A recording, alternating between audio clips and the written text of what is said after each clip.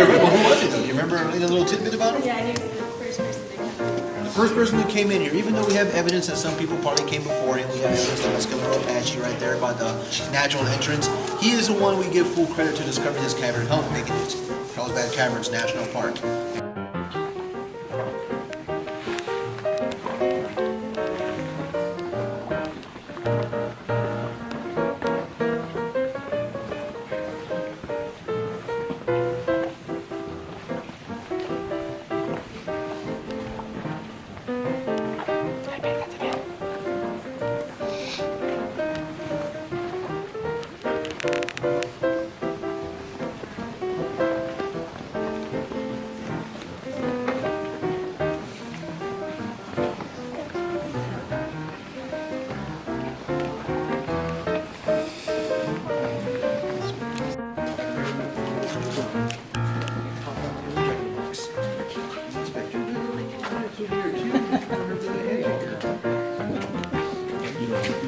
There you go. A piece for you also. Everybody gets a souvenir. A little stuffed animal.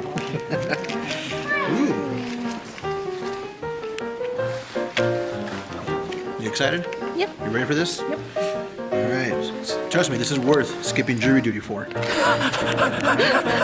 ain't no lie. They're skipping jury duty. These guys. Not me, you fool. Just him. Well, just him. Water source got cut off, and that inland sea started to dry up. So that big old basin emptied out, started to fill up with debris, decaying plants, decaying animals. That 2,000-foot high reef crumbled down, and all those lime-secreted animals helped create all the limestone that we have around us today. And with all this limestone here, the water table started to slowly drop, carving out little pockets and little holes in all this limestone. Meanwhile, some uplift was created, pushing up the cave as well. And little by little pockets were being carved throughout all this limestone. Now, anybody here ever been to Mammoth Caves? Tell you folks have. You see, Mammoth Caves was made with flowing water and with carbonic acid. And for the longest time, we thought we were pretty much done the exact same way.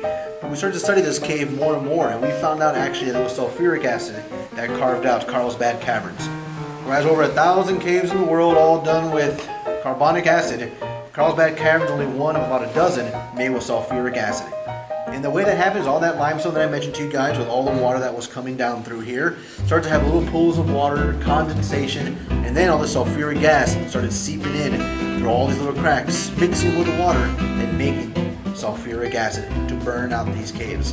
It burned down that natural entrance coming down, it burned down this whole area here, it burned out the big room, and this sulfuric acid was a big important part of creating these caverns. If any of you guys walk down today, imagine walking down without any trails, going over rocks and through crevices and over boulders. You think any of you would have done that? Nope. I wouldn't have done it. Well, when I was 16, yeah, but now that I'm 30, I know better. I wouldn't do it.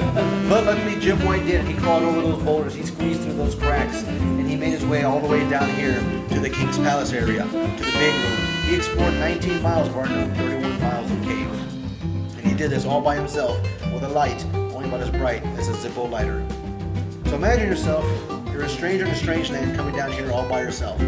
I want you to ask yourself, what kind of sense of direction would you have, and if you have any methods that you would use, because you don't have a compass, you don't have a map, you're a stranger in a strange land. What are you going to use to help find your way around down here in the unknown? Think about it. Ropes are already here. Okay, well, think about it. We're going to talk about that at the next stop up ahead. So as you guys join me down here, if you think of methods that you might try to have a sense of direction down here, I got an idea a little bit of muscle rope. Besides rope, anybody else have any other ideas they want to try down here? Smoke. Say again? Smoke. Smoke down here? You're getting close. You're getting warm. Literally. Here's a good answer over here. Exactly. So let's address the rope one first. Rope is pretty good, is what I would think of. But, you know, we're 1.2 miles down from that natural entrance. I would never think about bringing that much rope with me. A lot of folks think about maybe using breadcrumbs or something like that. But because of all the insects down here, they quickly consume any type of food that would be dropped. Also, it drives in animals from the outside to come into a cave and find that.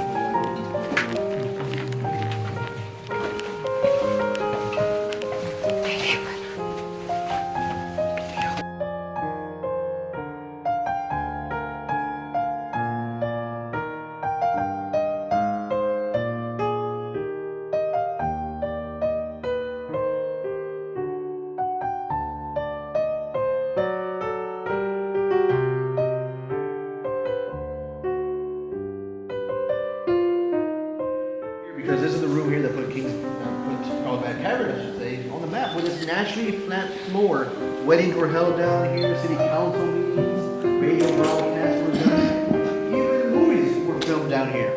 If any of you remember that movie, Journey to the Center of the Earth, with Pat Booth from 1959? Yes. That was filmed right down here. Some of you do. Good. But if you remember it well, you know, that camping scene that was going on in the movie was filmed entirely over here on this end of the King's Palace.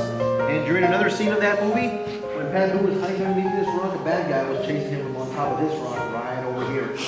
But if you remember that movie well, it may not look exactly as you remember. And that's because when the director was down here filming this movie, he actually put a whole bunch of paper mache formations down here. Because it just didn't look Acadian enough for him.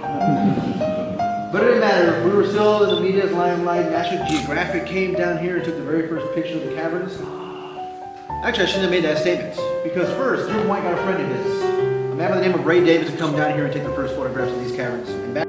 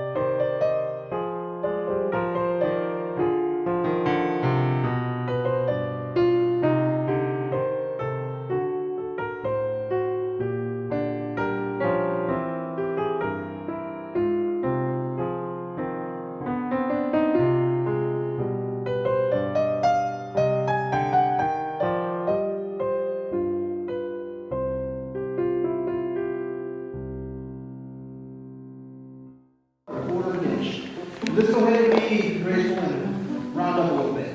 Let's say it takes about 100 years to grow a full half an inch.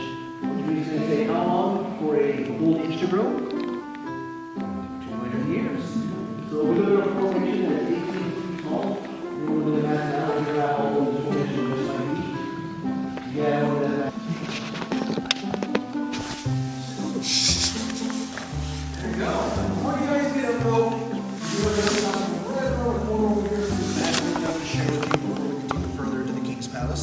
but at this point, I want you guys to start looking around all the formations around us and noticing how some of them are dirty, grimy, as if somebody may have touched them, that there was deposits behind them, or as if some kind of soot or dust has sit on top of them. And you'll see a lot of that on this formation that we're pointing at.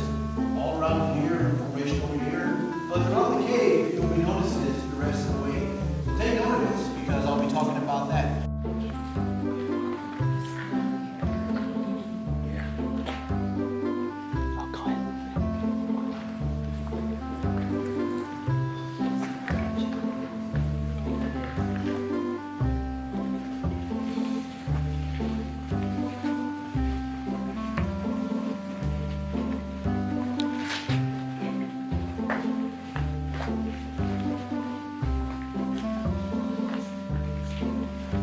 With me here.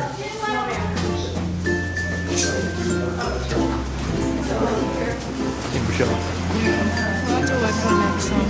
Next one? There's only 8 Yeah. 对，懒得走上去就坐电梯，搭电梯，可是一直电梯里面8个人。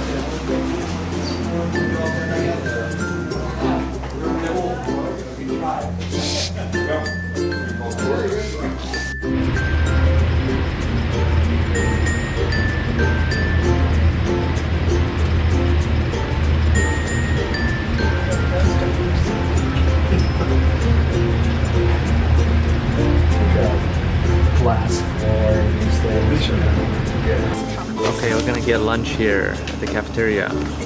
Jason, what are you getting? I wanna get fish. Dina getting lunch, Local lunch lunch. special. Alright, let's go.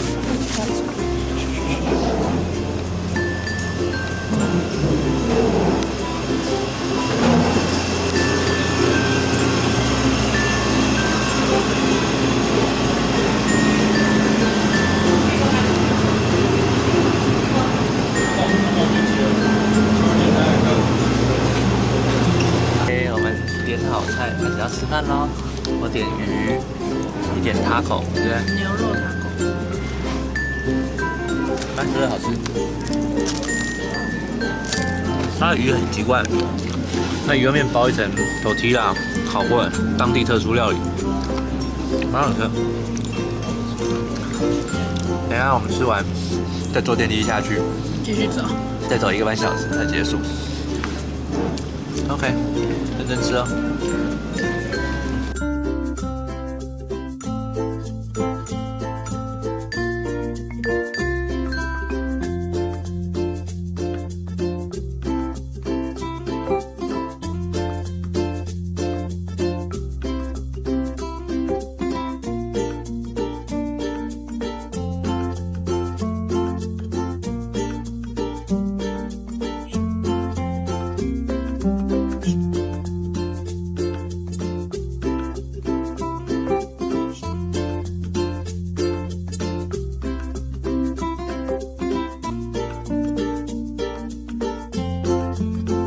OK， 我们玩完 tour 跟玩完 cave 了，好玩吗？好玩。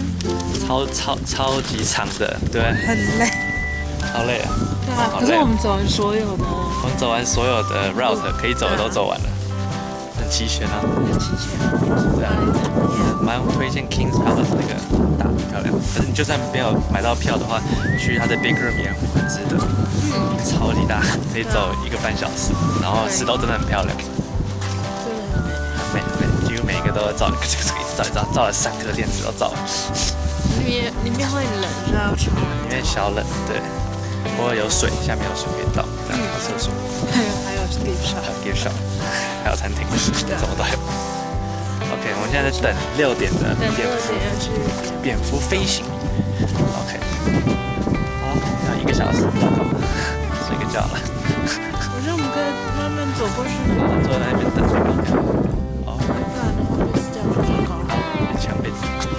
OK，see you there。Thank you for watching our video.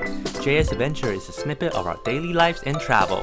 谢谢收看我们的频道 JSAdventure 记录了我们的日常生活跟旅游记事。Please subscribe to our channel if you haven't by clicking the red subscribe button at the bottom. 请按下方红色的订阅按钮来订阅我们的频道哦。 See you guys next time. 下集见，拜拜。